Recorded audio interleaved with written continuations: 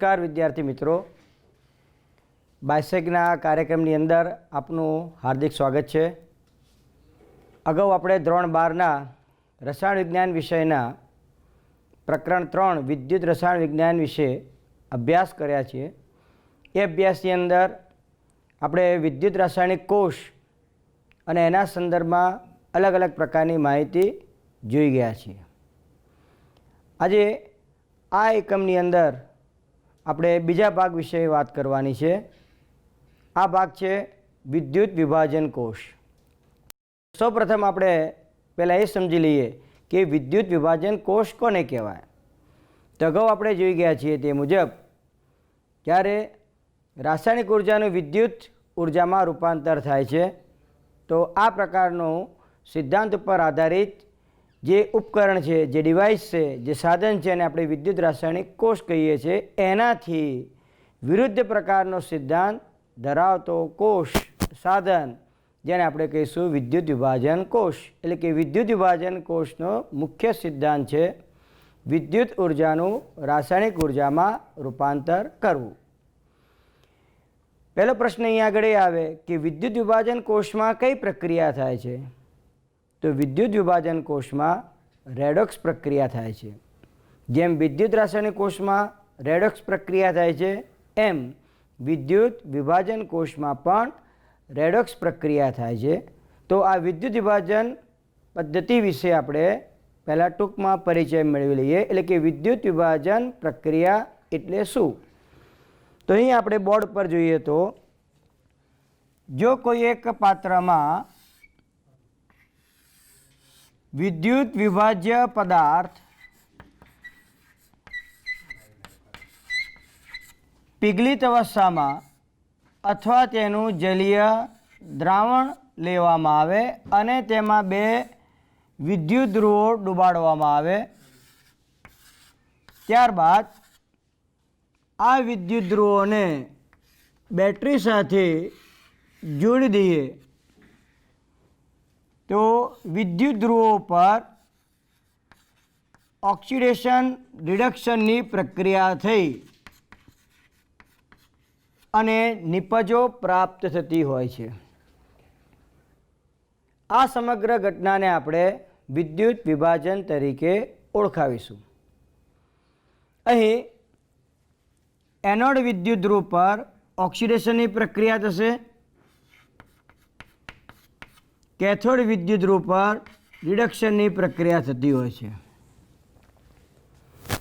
તો મિત્રો અહીં આપણે જે જોઈ ગયા કે વિદ્યુત વિભાજનની જે પદ્ધતિ છે એ સાથે રેડોક્સ પ્રક્રિયા સંકળાયેલી છે। તો અહીં પ્રશ્ન એ આવે વિદ્યુત રાસાયણિક કોષ અને વિદ્યુત વિભાજન કોષ વચ્ચે શું તફાવત છે? તો આ બે વચ્ચેનો તફાવત આપણે અહીં આગળ સમજી લઈએ। વિદ્યુત રાસાયણિક કોષ અને વિદ્યુત વિભાજન કોષ વચ્ચેનો તફાવત મુખ્યત્વે તેના સિદ્ધાંતને અનુલક્ષીને છે। વિદ્યુત રાસાયણિક કોષમાં રાસાયણિક ઉર્જાનું વિદ્યુત ઉર્જામાં રૂપાંતર થાય છે, જ્યારે વિદ્યુત વિભાજન કોષમાં વિદ્યુત ઉર્જાનું રાસાયણિક ઉર્જામાં રૂપાંતર થાય છે। બીજો મહત્વનો મુદ્દો આપણે જોઈએ તો વિદ્યુત રાસાયણિક કોષમાં થતી રેડોક્સ પ્રક્રિયા આપમેળે થાય છે, એટલે કે સ્વયંસ્ફુરિત છે, સ્વયંભૂ છે, સ્પોન્ટેનિયસ છે। જ્યારે વિદ્યુત વિભાજન કોષમાં થતી રેડોક્સ પ્રક્રિયા આપમેળે થતી નથી।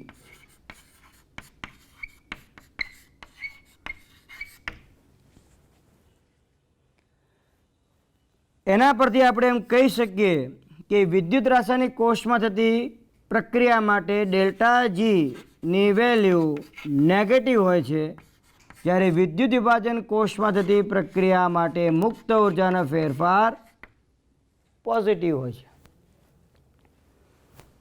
ચોથો મુદ્દો આપણે ધ્યાનમાં લઈએ તો વિદ્યુત રાસાયણિક કોષમાં અગાઉ આપણે જોઈ ગયા છીએ મુજબ એનોડ ઋણ ધ્રુવ તરીકે વર્તે છે અને કેથોડ ધન ધ્રુવ તરીકે વર્તે છે, જ્યારે વિદ્યુત વિભાજન કોષમાં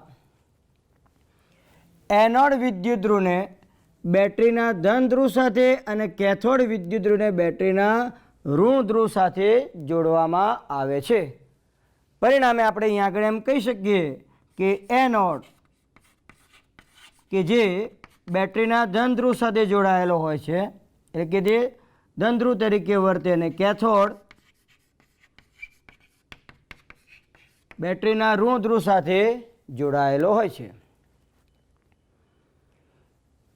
બીજી વિશેષ વાત આપણે અહીંયા આગળ ધ્યાનમાં લઈએ તો વિદ્યુત રાસાયણિક કોષમાં થતી પ્રક્રિયાનો પોટેન્શિયલ પ્લસ હોય, વિદ્યુત વિભાજન કોષમાં થતી પ્રક્રિયા માટે આપણે પોટેન્શિયલ ઋણ છે તેમ લઈ શકીએ. વિદ્યુત રાસાયણિક કોષમાં બે અર્ધકોષના દ્રાવણોને જોડવા માટે 4 સેતુની જરૂર પડે છે, જ્યારે વિદ્યુત વિભાજન કોષમાં એક જ પાત્રની અંદર વિદ્યુત વિભાજ્ય પદાર્થ કાં તો પીગલિત અવસ્થામાં અથવા એનું જલીય દ્રાવણ લઈ વિદ્યુત વિભાજન કરવામાં આવતું હોય છે. પરિણામ સ્વરૂપ અહીં કોઈ ક્ષાર સેતુની જરૂર પડતી નથી. અને છેલ્લે વાત કરીએ તો વિદ્યુત રાસાયણિક કોષનો ઉપયોગ આપણે વિદ્યુત ઉર્જા મેળવવા માટે કરીએ છીએ, જ્યારે વિદ્યુત વિભાજન કોષનો ઉપયોગ મુખ્યત્વે એક ધાતુ પર બીજી ધાતુનો ઢોળ ચડાવવો હોય, કેટલાક અધાતુ ધાતુઓનું નિષ્કર્ષણ કરવું હોય તેના સંયોજનમાંથી, કેટલાક સંયોજનોનું નિર્માણ કરવું હોય તો આપણે વિદ્યુત વિભાજન પદ્ધતિનો ઉપયોગ કરી શકીએ છીએ.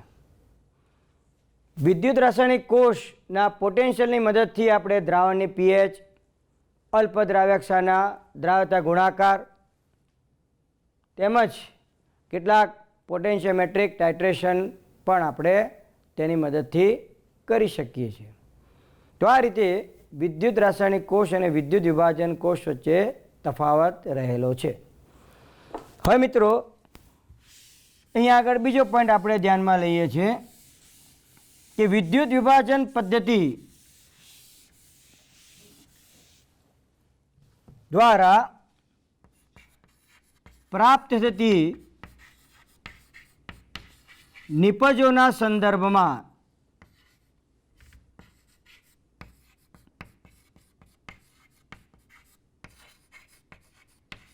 બે બાબત અગત્યની બને છે. પહેલી બાબત આપણે લઈએ તો વિદ્યુત વિભાજનથી જે નિપજો પ્રાપ્ત થાય એનો જથ્થો કેટલો પ્રાપ્ત થશે, એટલે કે તેનું જથ્થાત્મક પૃથ્થકરણ ધ્યાનમાં લેવું પડે. અને વિદ્યુત વિભાજનથી નિપજ કઈ પ્રાપ્ત થશે, એટલે કે તેનું ગુણાત્મક પૃથ્થકરણ ધ્યાનમાં લેવું પડે. એટલે કે વિદ્યુત વિભાજનનો આપણે અભ્યાસ કરીએ છીએ ત્યારે આ બે પ્રકારની બાબતો ખાસ આપણે અભ્યાસમાં લેવી જરૂરી બને છે. તો અહીં આપણે સૌપ્રથમ જથ્થાત્મક પૃથ્થકરણની વાત કરીએ તો સૌપ્રથમ વિદ્યુત વિભાજનને અંતે વિદ્યુત ધ્રુવો પર નિપજોનો કેટલો જથ્થો પ્રાપ્ત થાય છે એનો અભ્યાસ ફેરેડે નામના વૈજ્ઞાનિકે કર્યો, અને એ અભ્યાસના પરિણામ સ્વરૂપ એમણે બે અગત્યના નિયમો દર્શાવ્યા. આ નિયમો જ્યારે આપવામાં આવ્યા ત્યારે પરમાણુ રચના એટલે કે પરમાણુના બંધારણ, ઇલેક્ટ્રોન રચના વિશે કોઈ સ્પષ્ટ ખ્યાલ નહોતો. તો આ નિયમો આ પ્રમાણે છે, એને આપણે પહેલાં સમજી લઈએ. ફેરેડેના વિદ્યુત વિભાજનના પ્રથમ નિયમ મુજબ શબ્દમાં આપણે બોલીએ તો વિદ્યુત ધ્રુવો પર થતી પ્રક્રિયાને અંતે પ્રાપ્ત થતી નિપજનો જથ્થો તેમાંથી પસાર કરેલા વિદ્યુતના જથ્થાના સમપ્રમાણમાં હોય છે. ગાણિતીય સ્વરૂપમાં આપણે દર્શાવીએ તો જો પ્રાપ્ત થતી નિપજના જથ્થાને એમ માસ દ્વારા દર્શાવીએ તો એમ ચલે છે પસાર થતો વિદ્યુતનો જથ્થો, જેને આપણે કુલમ એકમમાં લઈએ તો એમ ચલે છે ક્યુ થશે. હવે ચલે છે ની સાઇન દૂર કરીએ તો એમ બરાબર ઝેડ ઇન્ટુ ક્યુ લખાય, જ્યાં ઝેડ એ વીજ રાસાયણિક તુલ્યાંક છે, એટલે કે જે વિદ્યુત રૂપ પર પ્રાપ્ત થતી નિપજ છે એનો વીજ રાસાયણિક તુલ્યાંક કહેવાશે. તો આ વીજ રાસાયણિક તુલ્યાંક ઝેડની આપણે વ્યાખ્યા આપવી હોય તો એમ આપી શકીએ કે પ્રતિકૂલમ વિદ્યુતનો જથ્થો પસાર કરતા પ્રાપ્ત થતી નિપજનું એ તેના વીજ રાસાયણિક તુલ્યાંક બરાબર થશે. એટલે અહીંયા આગળ આપણે કુલમ ક્યુ જે છે એ 1 લઈ લીધેલો છે. હવે ક્યુ બરાબર I ઇન્ટુ ટી. હાલના સમયમાં આપણે વિદ્યુત વિભાજન દરમિયાન કન્ટિન્યુઅસ વિદ્યુત પ્રવાહ પસાર કરી શકીએ એવા પ્રકારના આપણી પાસે ઉપકરણો છે જ. તો અહીં આપણે જો વિદ્યુત વિભાજન દરમિયાન I એમ્પીયર વિદ્યુત પ્રવાહ ટી સેકન્ડ માટે પસાર કરતા હોઈએ તો પસાર થતો વિદ્યુતનો જથ્થો કુલમ એકમમાં ક્યુ બરાબર I ઇન્ટુ ટી થશે. Therefore, mass is equal to Z into I into T લઈ શકાય. હવે આપણે ફેરેડેના બીજા નિયમની વાત કરીએ તો ફેરેડેના બીજા નિયમ મુજબ એવું કહેવામાં આવ્યું છે કે જો કોઈ વિદ્યુત વિભાજ્ય ધરાવતો એક કોષને બીજા વિદ્યુત વિભાજ્ય ધરાવતા બીજા કોષ સાથે શ્રેણીમાં જોડી દેવામાં આવે, એટલે અહીંયા આગળ બે વિદ્યુત વિભાજન કોષો લઈએ, બંનેમાં વિદ્યુત ધ્રુવો ડુબાડી બંનેને શ્રેણીમાં જોડી દઈ અને એક સરખો વિદ્યુતનો જથ્થો પસાર કરવામાં આવે તો બીજા નિયમ પ્રમાણે એવું કહેવાય છે કે પ્રાપ્ત થતી નિપજનો જથ્થો એમ તે તેના ઇક્વિવેલન્ટ વેટ એટલે કે તુલ્ય ભારના સમપ્રમાણમાં હોય છે. એટલે માની લો કે આ વિદ્યુત વિભાજન કોષમાં પ્રાપ્ત થતી નિપજ કોઈ અલગ પ્રકારની છે, એનું જથ્થો એનું દળ M1 છે, એનો તુલ્ય દળ અથવા તુલ્ય ભાર ઇક્વિવેલન્ટ વેટ EQ1 છે. તો અહીંયા આગળ આપણે M1 ચલે છે EQ1 લખી શકીએ. એ જ રીતે M2 ચલે છે EQ2. Therefore, M1 upon M2 બરાબર EQ1 upon EQ2 આપણે લખી શકીએ. તો આ જે મેથેમેટિકલ અહીંયા આગળ ઇક્વેશન લખેલું છે બીજા નિયમનું ગાણિતીય સ્વરૂપ, એનો ઉપયોગ આપણે નાના પ્રકારના MCQ સોલ્વ કરવા માટે કરી શકીએ છીએ. એટલે કે જો બે વિદ્યુત વિભાજન કોષોના શ્રેણીમાં જોડાણથી એક વિદ્યુત વિભાજન કોષમાં પ્રાપ્ત થતી નિપજનો જથ્થો ખબર હોય તો એને અનુરૂપ બીજી નિપજનો જથ્થો કેટલો મળશે એ આપણે આ સૂત્ર પરથી ડાયરેક્ટ કેલ્ક્યુલેટ કરી શકીએ છીએ.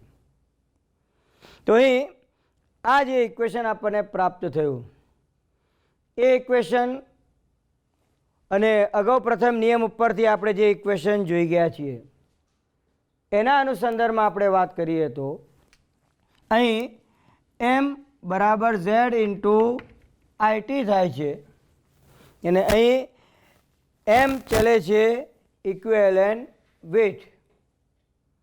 તો મિત્રો આ પ્રમાણે ફેરેડેના જે વિદ્યુત વિભાજનના જે નિયમો છે એ નિયમોને આપણે ધ્યાનમાં લઈ અને એનું કેલ્ક્યુલેશન કઈ રીતે કરવામાં આવે છે એને અહીં આગળ ઉદાહરણ દ્વારા સમજીએ.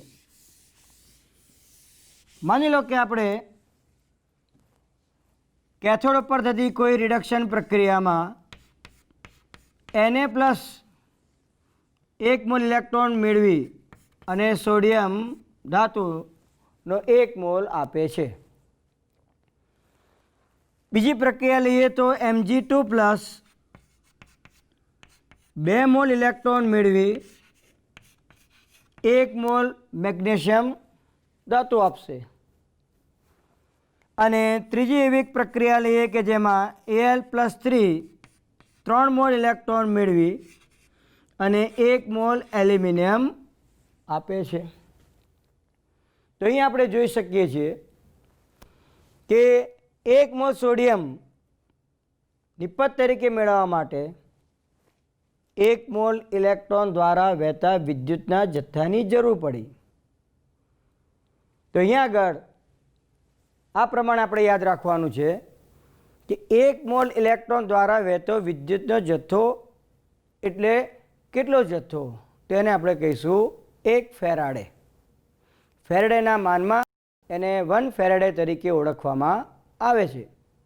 તો અહીં 1 ફેરાડે વિદ્યુતના જથ્થાને કુલમ સાથે આપણે સાંકળીએ તો 1 મોલ ઇલેક્ટ્રોન એટલે 6.022 × 10⁻23 ઇલેક્ટ્રોન.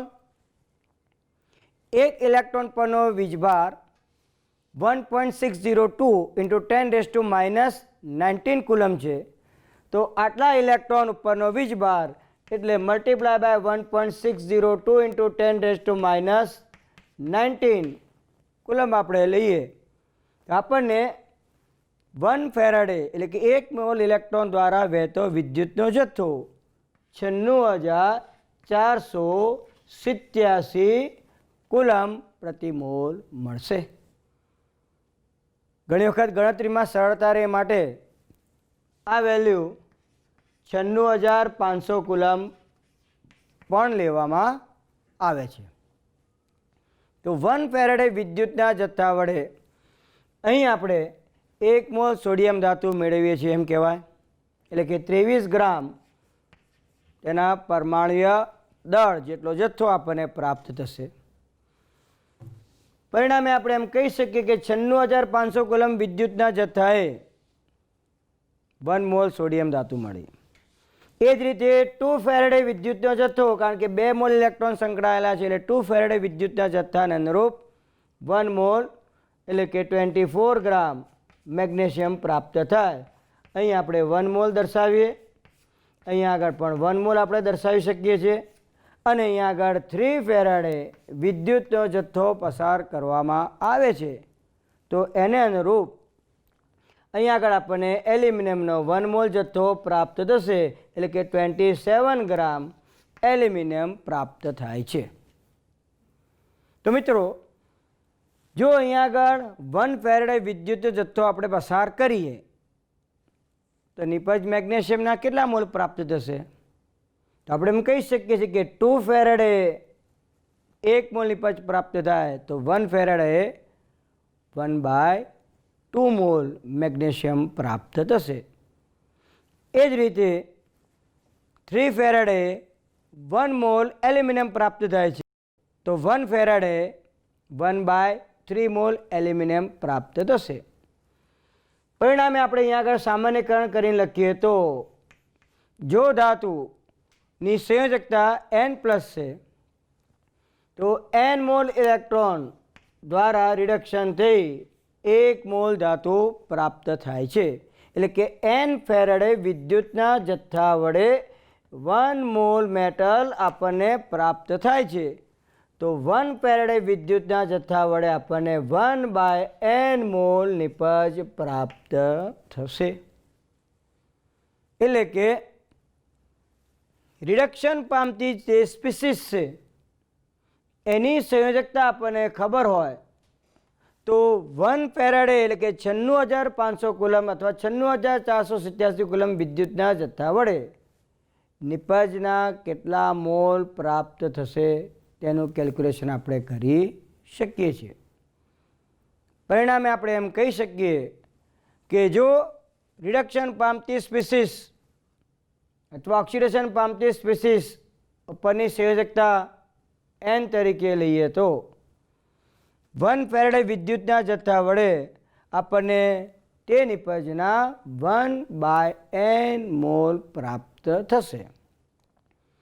ટૂંકમાં ઓક્સિડેશન કે રિડક્શન અર્ધ પ્રક્રિયાના સંતુલિત સમીકરણ પરથી આપણે નિપજનો જરૂરી જથ્થો મેળવવો હોય તો કેટલો વિદ્યુતનો જથ્થો પસાર કરવો પડે.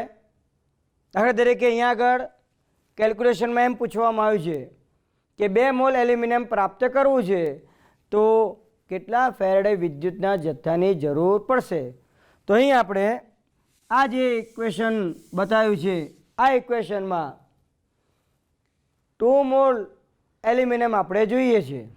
તો અહીંયા આગળ હું 2 મોલ એલ્યુમિનિયમ મેળવવા માટે આ જે ઇક્વેશન છે એ ઇક્વેશન પરથી દર્શાવું કે 1 મોલ એલ્યુમિનિયમ મેળવવા માટે 3 ફેરાડે વિદ્યુતના જથ્થાની જરૂર પડે છે. તો 2 મોલ એલ્યુમિનિયમ મેળવવા માટે કેટલા ફેરાડે વિદ્યુતના જથ્થાની જરૂર પડશે એમ આપણે સરળતાથી નક્કી કરી શકીએ. તો મિત્રો આ પ્રમાણેના કેલ્ક્યુલેશન MCQ પ્રકારના ક્વેશ્ચન સ્વરૂપે તમને પૂછી શકાય. ઉપરાંત લોંગ આન્સર ક્વેશ્ચનની અંદર દાખલા સ્વરૂપે પણ તમને પૂછી શકાય છે. સાથે સાથે આગળ ફેરાડેના જે નિયમો આપણે જોઈ ગયા એ ફેરાડેના નિયમો ઉપરથી આપણે જો ટૂંકમાં સૂત્ર લખવું હોય એટલે કે વિદ્યુત રૂપ પ્રાપ્ત થતી નિપજનો જથ્થો આપણે શોર્ટમાં નક્કી કરવો હોય તો એના માટે ઇક્વેશન આ પ્રમાણે આપણે લખી શકીએ. m બરાબર આગળ કીધું એ મુજબ z × I t છે, જ્યાં પસાર કરવામાં આવતો વિદ્યુત પ્રવાહ એમ્પિયરમાં લઈએ છીએ, એના માટેનો સમય સેકન્ડમાં લઈએ છીએ. તો I × t કોલમમાં થઈ ગયું. પરિણામ સ્વરૂપ આપણે જો એનો વીજ રાસાયણિક તુલ્યાંક જાણતા હોઈએ તો આપણને નિપજનું દળ પ્રાપ્ત થશે. આ ઉપરાંત z બરાબર એટલે કે વીજ રાસાયણિક તુલ્યાંક બરાબર આપણે equivalent weight by f Faraday constant એટલે કે 96,500 આપણે કુલમ લઈ લઈએ તો z બરાબર EQ/F × IT સૂત્રનો ઉપયોગ કરી અને એના પરથી આપણે એનો ઇક્વિવેલન્ટ વેઇટ શોધી શકીએ છીએ. અથવા ઇક્વિવેલન્ટ વેઇટ જાણતા હોઈએ તો નિપજનો જથ્થો શોધી શકાય છે. એને વધારે એક્સટેન્શન સ્વરૂપમાં આપણે લખવું હોય તો m બરાબર એટલે કે પ્રાપ્ત થતી નિપજનું દળ આપણે ધાતુના સંદર્ભમાં આપણે લખીએ તો એટોમિક માસ, અહીંયા આગળ એટોમિક માસ લઈએ છીએ અને આ એટોમિક માસ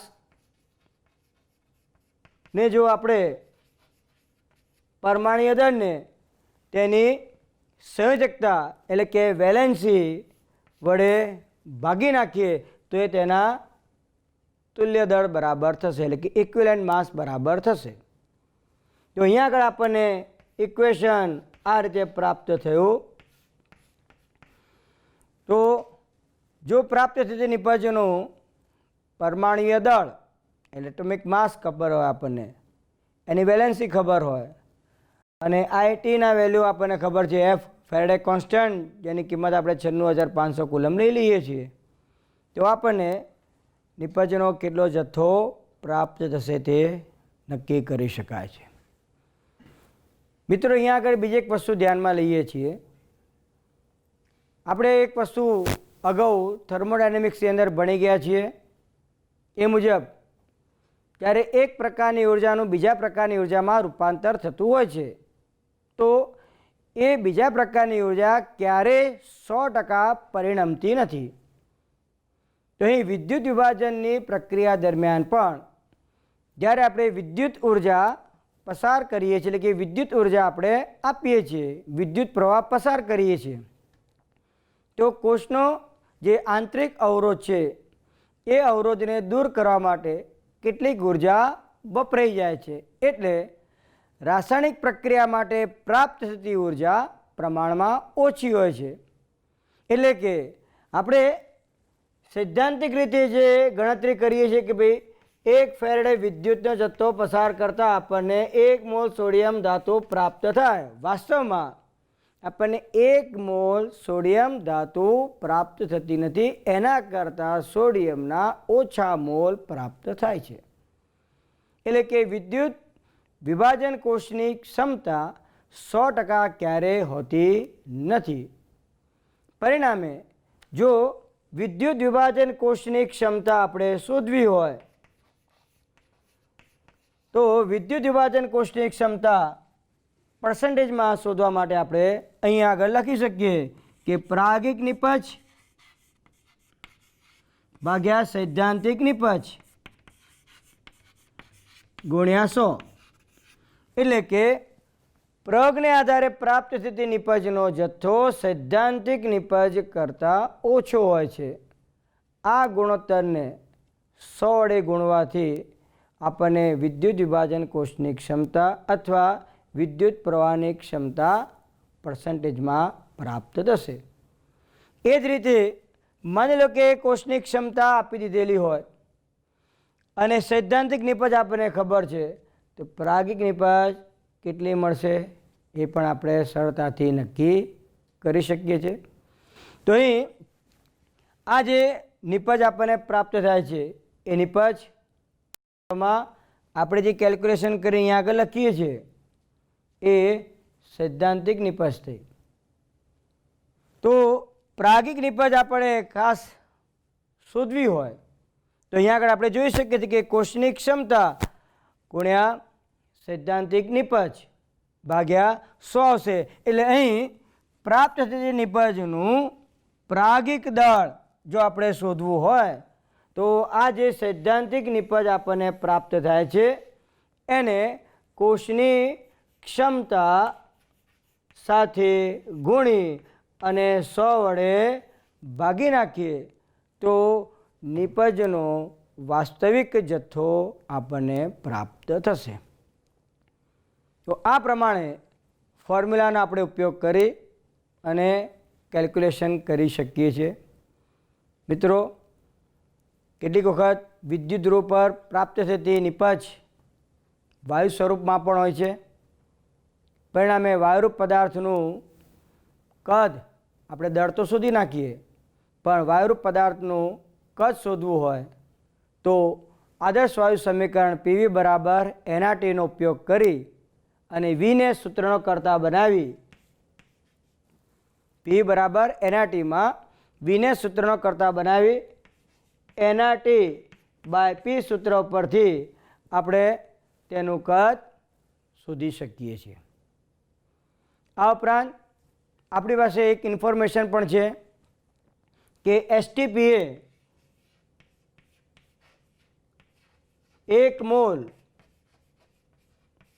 વાયુનું કદ 22.7 લીટર છે.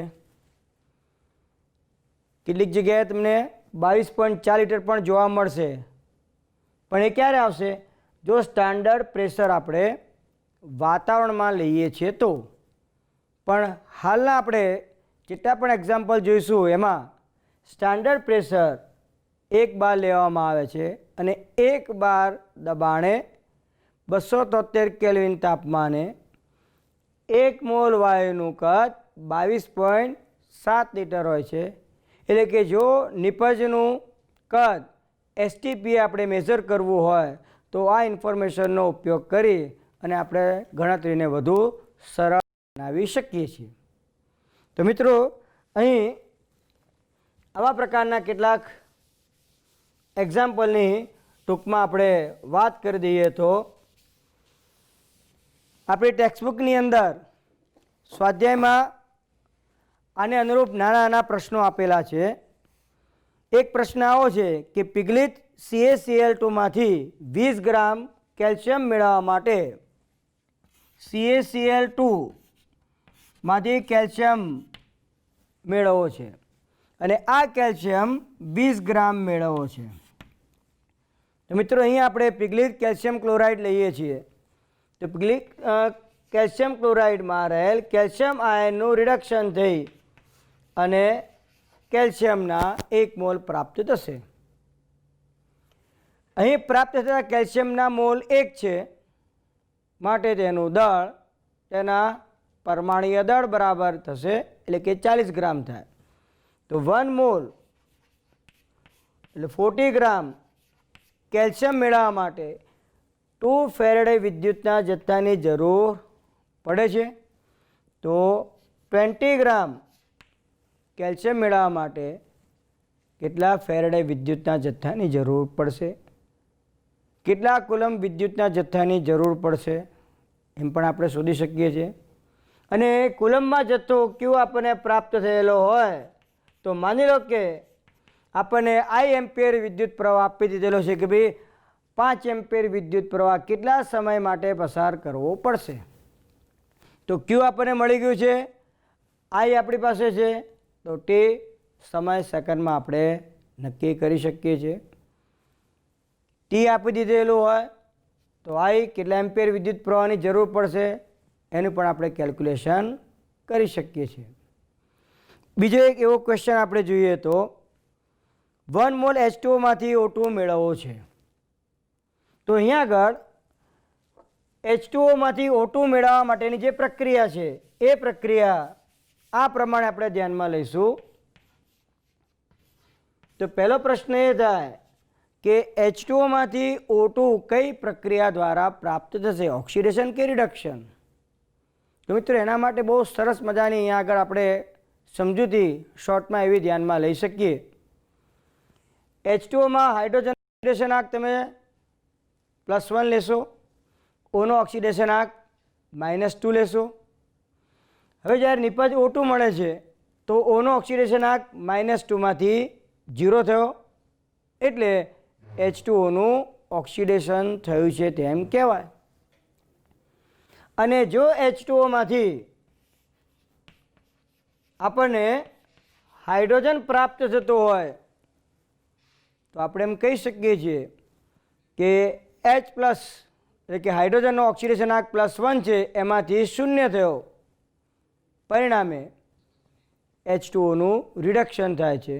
એટલે પાણીના ઓક્સિડેશનથી O2 અને પાણીના રિડક્શનથી H2 પ્રાપ્ત થાય છે. એ આપણે અહીંયા આગળ સરળતાથી યાદ રાખીશું, કારણ કે અગાઉ 11મા ધોરણની અંદર હાઇડ્રોજનના ચેપ્ટરમાં આનો ઉલ્લેખ કરવામાં આવેલો જ છે. તો આ પ્રમાણે અહીંયા આગળ H2Oના ઓક્સિડેશનથી O2 જ્યારે આપણને પ્રાપ્ત થાય છે તો અહીં પ્રશ્ન એ આવે કે H2Oના ઓક્સિડેશનની પ્રક્રિયા લખવી હોય તો કઈ રીતે લખી શકાય, તો આપણે એને આ રીતે યાદ રાખીશું. H2Oના 1 મોલ છે, વાસ્તવમાં અહીંયા આગળ 1 મોલ O2 મળે છે, એટલે અહીંયા આગળ આપણે 2 વડે ગુણી નાખીએ તો 2 મોલ ઓફ H2O કેટલા મોલ અહીંયા આગળ ઓક્સિજન આપે છે એ ધ્યાનમાં લઈએ, બરાબર. તો અહીં ઓના ઓક્સિડેશન આંકમાં થતો ફેરફાર આપણે ધ્યાનમાં લઈશું. ઓના ઓક્સિડેશન આંકમાં થતો ફેરફાર આપણે જો ધ્યાનમાં લઈએ છીએ તો પ્રક્રિયા સાથે સંકળાયેલા ઇલેક્ટ્રોન પણ આપણને સરળતાથી ખ્યાલમાં આવી જશે. તો મિત્રો જે રિડક્શન પામતી સ્પીસીસ છે કે ઓક્સિડેશન પામતી સ્પીસીસ છે એના ઓક્સિડેશન આંકમાં થતા ફેરફારને આધારે આપણે પ્રક્રિયા સાથે સંકળાયેલા ઇલેક્ટ્રોન એટલે કે અર્ધ પ્રક્રિયા સાથે સંકળાયેલા ઇલેક્ટ્રોન કેટલા મોલ છે એ આપણે સરળતાથી નક્કી કરી શકીએ છીએ. તો અહીં જે પ્રશ્ન હતો કે 1 મોલ H2Oમાંથી O2 મેળવવા માટે કેટલા વિદ્યુતના જથ્થાની જરૂર પડશે, તો O2નો અહીંયા આગળ જથ્થો 1 મોલ છે તેમ આપણે લેવું તો લઈ શકીએ, પણ 2 મોલ H2 અહીંયા આગળ થઈ ગયા. વાસ્તવમાં તો આપણને 1 મોલ H2 આપેલો છે, તો અહીંયા આગળ ઓક્સિજનની સંખ્યા 1 છે, તો સામે 1/2 મોલ O2 આપણને પ્રાપ્ત થશે. તો ઓનો ઓક્સિડેશનાંક -2 માંથી 0 થયો, એટલે ઓક્સિડેશનાંકમાં થતો ફેરફાર 2 નો હોવાથી અર્ધ પ્રક્રિયા સાથે સંકળાયેલ ઇલેક્ટ્રોનની સંખ્યા 2 છે તેમ આપણે કહી શકીએ. પરિણામે 2 ફેરેડે વિદ્યુતના જથ્થા વડે 1 મોલ H2O માંથી O2 પ્રાપ્ત થશે. એ જ રીતે 2 × 96,500 કુલમ વિદ્યુતના જથ્થા વડે આપણને 1 મોલ H2O માંથી O2 પ્રાપ્ત થાય. હવે જો H2Oના ઓક્સિડેશનથી O2 પ્રાપ્ત થાય છે અને H2Oના રિડક્શનથી હાઇડ્રોજન પ્રાપ્ત થાય છે એમ આપણે લખીએ તો પાણી ઓક્સિડેશન પામે અને રિડક્શન પામે, એટલે કે પાણીનું જો વિદ્યુત વિભાજન થતું હોય તો 1 મોલ પાણીના વિદ્યુત વિભાજનથી આપણને 0.5 મોલ O2 અને 1 મોલ હાઇડ્રોજન પ્રાપ્ત થશે. એટલે કે હાઇડ્રોજન અને ઓક્સિજનના મોલનો ગુણોત્તર 2:1 છે એમ આપણે કહી શકીએ. પરિણામે અહીંયા કેલ્ક્યુલેશન આપણે કરવું હોય તો આવું પણ કરી શકીએ કે 1 મોલ હાઇડ્રોજન એટલે 2 ગ્રામ હાઇડ્રોજન અને 1/2 મોલ O2 એટલે 16 ગ્રામ ઓક્સિજન પ્રાપ્ત થાય છે. તો ટોટલ 18 ગ્રામ પાણીમાંથી 16 ગ્રામ ઓક્સિજન અને 2 ગ્રામ હાઇડ્રોજન પ્રાપ્ત થયો છે તેમ આપણે કહી શકીએ. એટલે અહીંયા હાઇડ્રોજનનો ઓક્સિડેશનાંક +2 માંથી 0 થાય છે, એટલે ઓક્સિડેશનાંકમાં થતો ફેરફાર 2 નો છે. પરિણામે આપણે એમ કહી શકીએ છીએ કે અહીં 2 ફેરેડે વિદ્યુતના જથ્થા વડે 2 × 96,500 કુલમ વિદ્યુતના જથ્થા વડે આપણને અનુક્રમે 16 ગ્રામ ઓક્સિજન અને 2 ગ્રામ હાઇડ્રોજન પ્રાપ્ત થાય છે. મિત્રો, બીજી આગળ પ્રક્રિયાને આપણે ધ્યાનમાં લઈએ તો અગાઉ વાત કરી તે મુજબ આપણે એસિડિક માધ્યમમાં MnO4- નું રિડક્શન થાય છે. તો આ પ્રક્રિયાને આપણે આ રીતે દર્શાવી હતી.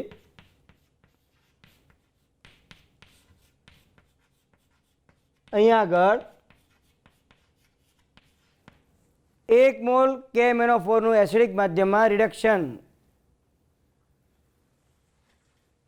સાથે પ્રક્રિયામાં 5 મોલ ઇલેક્ટ્રોન સંકળાયેલા છે, એટલે કે 1 મોલ મેંગેનેટ આયનનું રિડક્શન કરવા માટે 1 મોલ KMnO4 નું રિડક્શન કરવા માટે 5 ફેરેડે વિદ્યુતના જથ્થાની જરૂર પડે છે. એટલે કે 5 × 96,500 કુલમ વિદ્યુતના જથ્થાની જરૂર પડે છે એમ આપણે કહી શકીએ. તો માની લો કે તમને પ્રશ્ન એવો પૂછાયો કે એસિડિક માધ્યમમાં 2.5 મોલ KMnO4ના રિડક્શન માટે કેટલા ફેરેડે વિદ્યુતના જથ્થાની જરૂર પડશે અથવા કેટલા કુલમ વિદ્યુતના જથ્થાની જરૂર પડશે. તો આવા પ્રકારના જે કેલ્ક્યુલેશન છે એ કેલ્ક્યુલેશન પરીક્ષામાં પૂછી શકાય.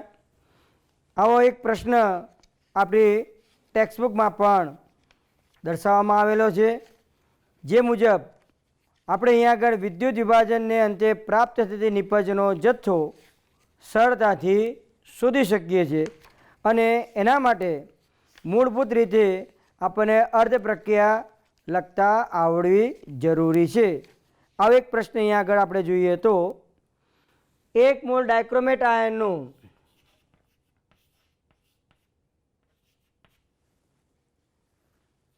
રિડક્શન કરવા માટે વિદ્યુતના કેટલો જથ્થો ઇલેક્ટ્રોનના પર્યાયમાં જરૂરી બનશે.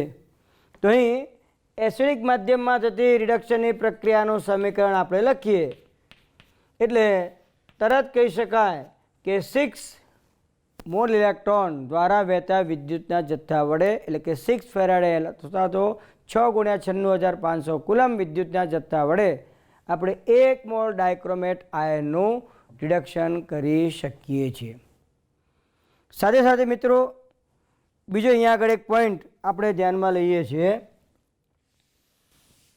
જો વિદ્યુત વિભાજન દરમિયાન આપણને પ્રાપ્ત થતી એક નિપજનો જથ્થો ખબર છે, તો બીજી નિપજનો જથ્થો શોધવા માટે આપણે જે કેલ્ક્યુલેશનનો ઉપયોગ કરીએ છીએ એમાં જો બે અલગ અલગ વિદ્યુત વિભાજન કોષમાંથી સરખો વિદ્યુત જથ્થો પસાર કરવામાં આવતો અથવા તો એક જ પાત્રમાં વિદ્યુત વિભાજન દરમિયાન એક નિપજનો જથ્થો ખબર છે, બીજી નિપજ બીજા વિદ્યુત ધ્રુવ પર પ્રાપ્ત થાય છે, તો એનો જથ્થો આપણે શોધવો હોય તો ફેરેડેના બીજા નિયમની મદદથી આપણે સરળતાથી શોધી શકીએ. M1/M2 બરાબર EQ1/EQ2. એટલે કે માની લો કે અહીંયા કેથોડ વિદ્યુત ધ્રુવ પર પ્રાપ્ત થતી નિપજનું દળ આપણને ખબર છે અને એનોડ પર પ્રાપ્ત થતી નિપજનું દળ M2 આપણે શોધવું છે, તો M1/M2 બરાબર EQ1/EQ2. આ રીતે આપણે કેલ્ક્યુલેશન કરી શકીએ. એક ઉદાહરણ આપણે લઈએ તો માની લો કે કોપર સલ્ફેટના દ્રાવણ ભરેલ વિદ્યુત વિભાજન કોષ અને AgNO3નો દ્રાવણ ભરેલ વિદ્યુત વિભાજન કોષોને શ્રેણીમાં જોડી એક સરખો વિદ્યુત જથ્થો પસાર કરવામાં આવેલો છે. અહીંયા આગળ ધારો કે AgNO3નું દ્રાવણ ભરેલા વિદ્યુત વિભાજન કોષમાં કેથોડ પર આપણને Ag જે જથ્થો પ્રાપ્ત થાય છે એ આપી દીધેલો છે.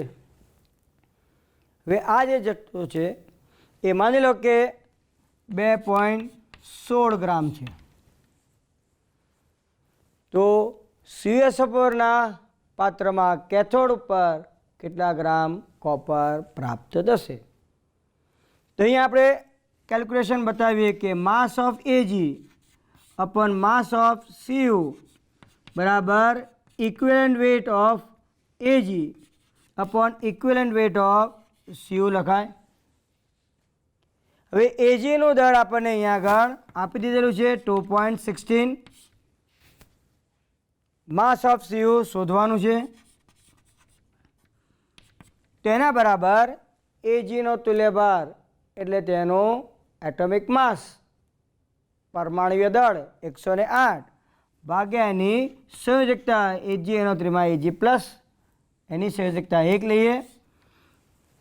કોપરનો તુલ્ય દળ equivalent weight of mass equivalent mass of copper, તો અહીંયા આગળ આપણે કોપરનો પરમાણુય દળ એટોમિક માસ 63.5 લઈએ, એને 2 વડે ડિવાઈડ કરીશું તો આનું સાદુરૂપ આપતા આપણને માસ ઓફ Cu એટલે કે કોપરનું દળ પ્રાપ્ત થશે. તો આ રીતે પણ આપણે ફેરેડેના બીજા નિયમનો ઉપયોગ કરી અને કેલ્ક્યુલેશન સરળતાથી કરી શકીએ છીએ. આવું એક બીજું ઉદાહરણ આપણે લઈએ તો ધારો કે કોપર સલ્ફેટના જલીય દ્રાવણમાં નિષ્ક્રિય વિદ્યુત રોડ ઉબાડી 5 એમ્પિયર વિદ્યુત પ્રવાહ વડે 1 કલાક સુધી વિદ્યુત વિભાજન કરવામાં આવે છે, તો કોપર કેટલા ગ્રામ પ્રાપ્ત થશે. અહીં કહી દેવામાં આવ્યું છે કે વિદ્યુત વિભાજન કોષની ક્ષમતા 80% છે, તો નિપજ કેટલા ગ્રામ મળશે. તો અહીં આપણે ડાયરેક્ટ સૂત્રનો ઉપયોગ કરીએ કે માસ of copper is equal to atomic mass of copper એટલે કે Cuનું પરમાણુય દળ ગુણ્યા I ગુણ્યા T ભાગ્યા કોપરની વેલેન્સી એટલે કે તેની સંયોજકતા લઈએ અને ફેરેડે કોન્સ્ટન્ટ 96,500 કુલમ લઈએ અને સાથે સાથે આ જે વેલ્યુ છે સૈદ્ધાંતિક એને કોષની ક્ષમતા સાથે ગુણી નાખીએ, એટલે કે કોષ ક્ષમતા જે 80 મૂલ્યની છે 80% છે ભાગ્યા 100. આઈની વેલ્યુ મૂકી દઈએ છીએ આપણે અહીંયા આગળ 5 એમ્પિયર વિદ્યુત પ્રવાહ 1 કલાક એટલે 3600 સેકન્ડ મૂકી દઈએ. કોપરની સંયોજકતા અહીંયા આગળ CuSO4માં 2 છે અને કોપરનું પરમાણુ દળ 63.5 મૂકી અને આપણે માસ ઓફ કોપર એટલે કે કોપરનું વાસ્તવિક દળ કેટલું પ્રાપ્ત થશે તે આપણે નક્કી કરી શકીએ છીએ.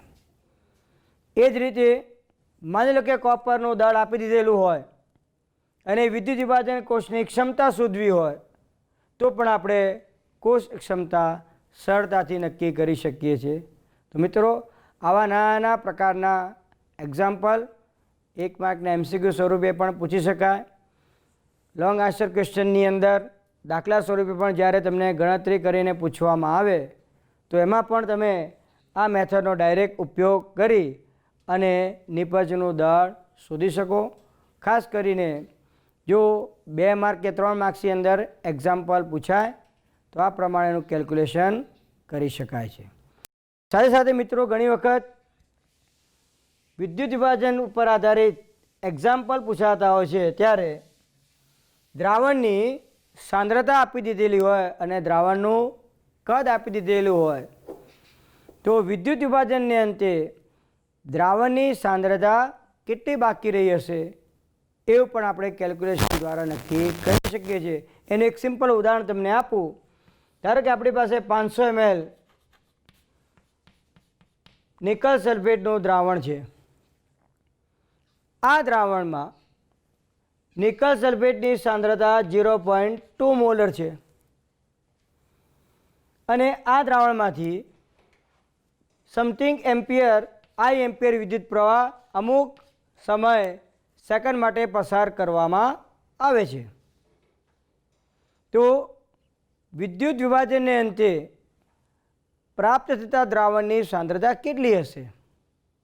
તો મિત્રો અહીંયા આગળ તમારે પહેલાં તો એ નક્કી કરવું પડે કે પસાર કરવામાં આવતો વિદ્યુત જથ્થો ક્યુ કુલમમાં I/T જે છે કુલમમાં જે મળશે એને આપણે ફેરેડેમાં ફેરવી દઈએ છીએ.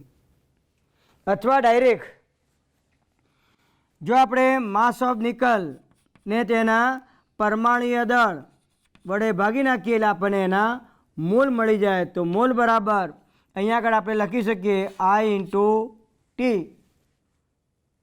ભાગ્યા એની સંયોજકતા વેલેન્સી અને ફેરેડે કોન્સ્ટન્ટ જેની વેલ્યુ છે 96,500 કુલમ એટલે આપણને નિપજ નિકલના મોલ કેટલા પ્રાપ્ત થાય છે સીધા પ્રાપ્ત થશે.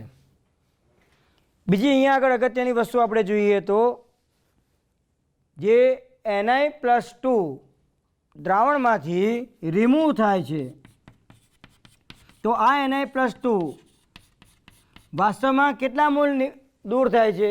તો જેટલા મોલ નિકલ અહીંયા નિપજ તરીકે મળશે એટલો જ Ni+2 દ્રાવણમાંથી દૂર થાય છે. કારણ કે અહીંયા આપણે જોઈ શકીએ છીએ કે 1 મોલ નિકલ પ્રાપ્ત થાય તો દ્રાવણમાંથી 1 મોલ Ni+2 દૂર થાય છે. તો અહીંયા આગળ ધારો કે x મોલ નિકલ પ્રાપ્ત થતું હોય તો દ્રાવણમાંથી દૂર થતા Ni+2 ના મોલ x છે તેમ આપણે કહી શકીએ. પરિણામ સ્વરૂપ Ni+2 દ્રાવણમાંથી કેટલા દૂર થયા? શરૂઆતના મોલ કેટલા હતા એમાંથી દૂર થતા મોલ આપણે બાદ કરી દઈએ તો બાકી રહેતા મોલ Ni+2 અને દ્રાવણના કદ પરથી તેની સાંદ્રતા આપણે નક્કી કરી શકીએ છીએ. આવા પ્રકારના એક્ઝામ્પલની અંદર જ્યારે પણ વિદ્યુત વિભાજન કોષની ક્ષમતાનો કોઈ ઉલ્લેખ કરેલો ના હોય તો આપણે ડાયરેક્ટ વિદ્યુત વિભાજન કોષની ક્ષમતા 100% છે તેમ આપણે હંમેશા લઈ લઈશું.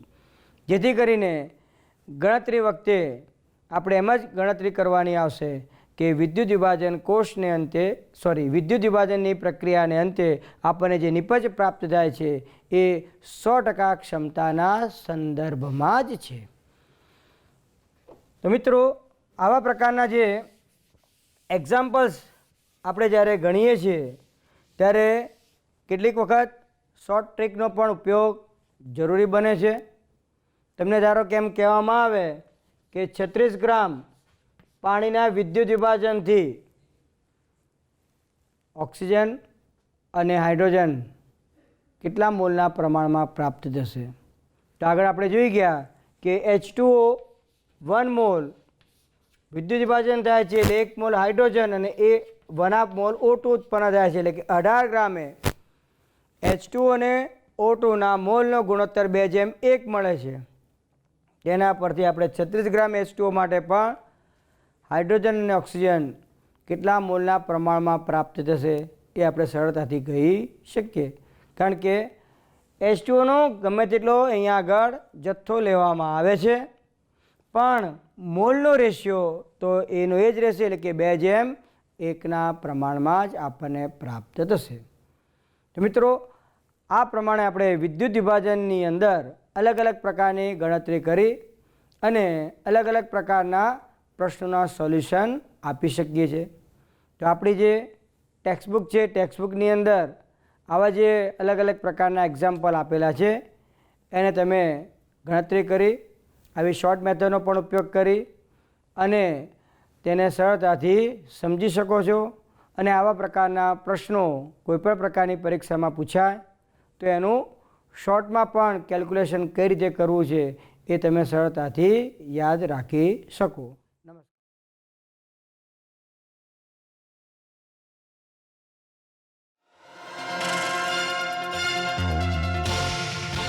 When learning is fun, then examination is a celebration. Believe me. શીખવાનો જો આનંદ આપણામાં હોય, અને આનંદ આવી શકે એમ છે, જિજ્ઞાસાથી એટલા બધા ભરાઈ જઈએ કે શીખવાનો સતત આનંદ આપણા જીવનમાં હોય, અને જો એ હશે તો પરીક્ષાનું કોઈ ટેન્શન આપણા જીવનમાં નહીં રહે. એવી રીતે જો મનને કેળવીશું તો નિશ્ચિતપણે આપણને યાદ રહે જ, અને ત્યારે પરીક્ષા એક ઉત્સવ બની જાય. આપ સૌને પરીક્ષાઓ માટેની ખૂબ ખૂબ શુભકામના, અને પ્રભુને એવી પ્રાર્થના, આપ સૌના હૃદયમાં બેઠેલા ઈશ્વરને એવી પ્રાર્થના કે આપ સૌ તણાવ મુક્ત થઈ અને પરીક્ષા આપો અને ખૂબ સારું પ્રદર્શન કરો. ખૂબ ખૂબ શુભકામના. આપણે મોટા સાગર તરફ પ્રયાણ કરવાનું છે. આ અઘરું છે, ધીરજની કસોટી છે. પણ ધીરજની કસોટી જે છે એ જ મનુષ્ય હોઈ શકે. જે મનુષ્યમાં ધૈર્ય ન હોય, આવનારા દિવસોની તાકાત ન હોય, એ મનુષ્ય તરીકે નિષ્ફળ જાય છે. તો આપણે સફળ બનવું છે, સફળતાની સીડી સુધી, સિદ્ધિ સુધી પહોંચવું છે. તો આકાશ તો બરસેગા आज कल या परसों, या फिर बरसों के बाद. आकाश तो बरसेगा आज कल या परसों, या फिर बरसों के बाद. बीज होना चाहिए, मिट्टी से भी प्यार होना चाहिए. अब प्रेम ये याद રાખો કે આપણે જીવન પ્રત્યેનો પ્રેમ, સમાજ પ્રત્યેનો પ્રેમ, રાષ્ટ્ર પ્રત્યેનો પ્રેમ, પરિવાર પ્રત્યેનો પ્રેમ, આપણા પોતાના પ્રત્યેનો પ્રેમ, આ પ્રેમ જ આપણને કામ આવશે. અને આમાં તમે એકલા નથી, તમારી સાથે લાખોની સંખ્યામાં છે વિદ્યાર્થીઓ. બધાની એક સરખી સમસ્યા છે. कुछ लम्हे कुछ यादें, ये कहानी मेरी भी और तेरी भी. छू लो ऊंचा आसमां, ये उड़ान मेरी भी तेरी भी. તો આ જ્ઞાન પ્રાપ્તિ કરવાની છે. આ પહેલો પડાવ છે. અને પહેલા પડાવમાં જે કંઈ જ્ઞાન પ્રાપ્ત કરવું છે એ જ્ઞાનને મનુષ્યત્વની સાથે જોડજો, માણસાઈ સાથે જોડજો. અને આવનારા દિવસોમાં મારા સૌની, આપ સૌને ખૂબ ખૂબ શુભેચ્છાઓ છે. આગે બઢો, હસતા રહો, જિંદગીમાં ગો અહેડ, આગે બઢો.